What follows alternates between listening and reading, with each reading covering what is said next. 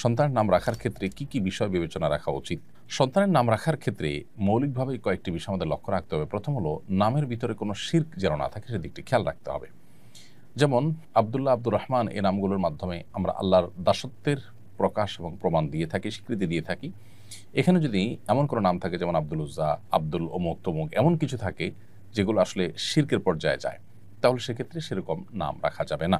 আল্লাহ ছাড়া অন্য কারোর গোলাম হিসাবে কেউ নিজের নাম রাখলো, যেমন আব্দুল মুস্তাফা রাখলো, মুস্তাফার গোলাম, তো সেক্ষেত্রে এরকম শিরকপূর্ণ নাম থেকে আমাদের বিরত থাকতে হবে, এগুলো রাখা থেকে। দ্বিতীয়ত, অমুসলিমদের সঙ্গে যে সমস্ত নামগুলো তাদের সাথে সামঞ্জস্যতা রাখে বা তাদের বিশেষণ আছে এরকম নাম মুসলমানদের সন্তানদের জন্য রাখা, এটিও নিষিদ্ধ এবং নাজায়েজ।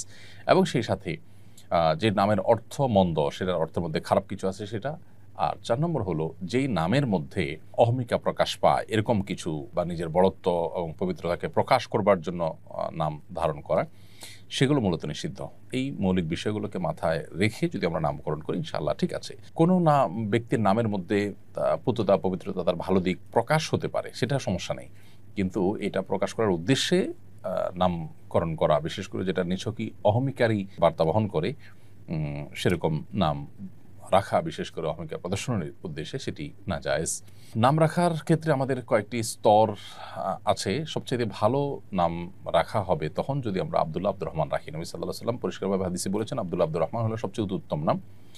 দ্বিতীয় স্তর হলো, আব্দুল্লাহ, আব্দুর রহমানের পর আল্লাহর আরও যে গুণবাচক নামগুলো আছে সেই সব নামের শুরুতে আব্দুন যুক্ত করে যে সমস্ত নাম রাখা হয়, যেমন আব্দুস সবুর, আব্দুল কাদের, আব্দুর রহিম ইত্যাদি ইত্যাদি যে নামগুলো আছে সেগুলো। মেয়েদের ক্ষেত্রে এই সব নামের ক্ষেত্রে শুধু আমাতুন যুক্ত করলে হয়ে যাবে, আমাতুল্লাহ, আমাদুর রহমান, আমাদুস সবুর ইত্যাদি ইত্যাদি। আর তৃতীয় নম্বর যে নামগুলো, সেগুলো হলো নবী রাসূলদের নাম।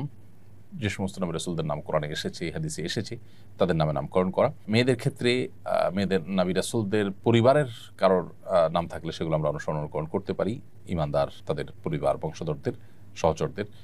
আর চতুর্থ হলো সাহাবায়ে কেরাম, তাবেঈ এবং নেককার যে সমস্ত পূর্বসূরীরা চলে গেছেন তাদের নামে নামকরণ করা। এবং 5 নম্বর হলো যে কোনো সুন্দর অর্থবহ নাম রাখার ক্ষেত্রে 5টা স্তর মাথায় রেখে আপনি নাম রাখতে পারেন সন্তানের।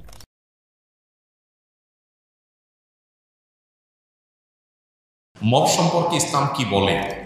অন্যায় দেখলে কি তাহলে আমরা নির্বিকার থাকব? মব নিয়ে এখন অনেক কথা হচ্ছে। ইসলাম আসলে মবকে সমর্থন করে কিনা?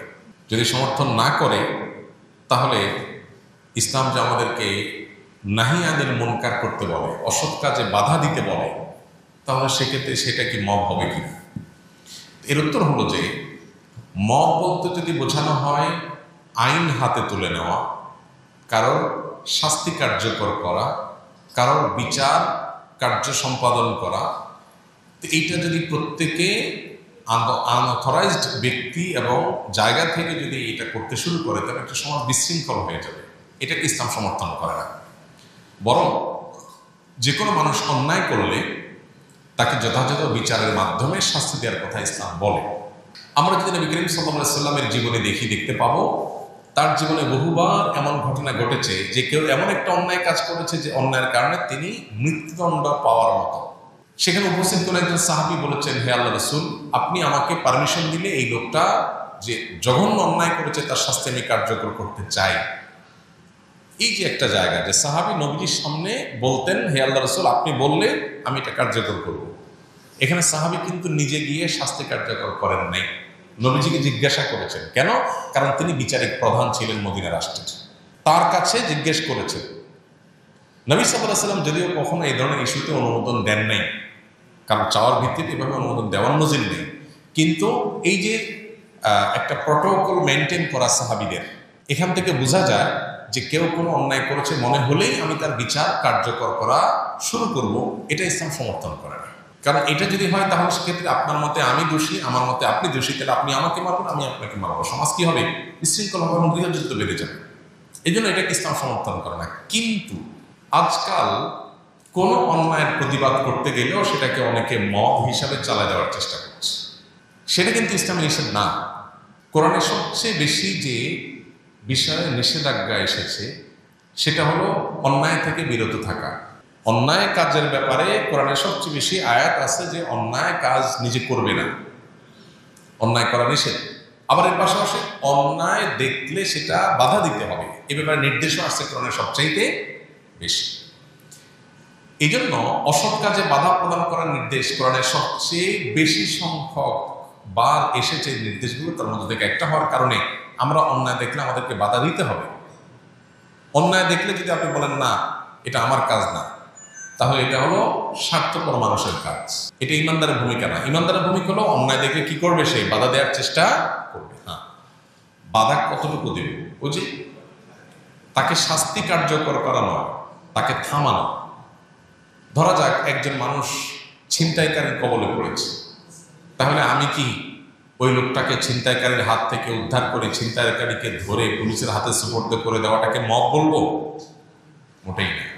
এটা হলো অন্যায় প্রতিরোধ করা। এখন আজকাল আমাদের সমাজে দেখা যায় চোখের সামনে একটা মানুষ খুন হয়ে যাচ্ছে, সবাই যার যার মতো চলে যাচ্ছে, কেউ দিকে তাকাচ্ছেও না।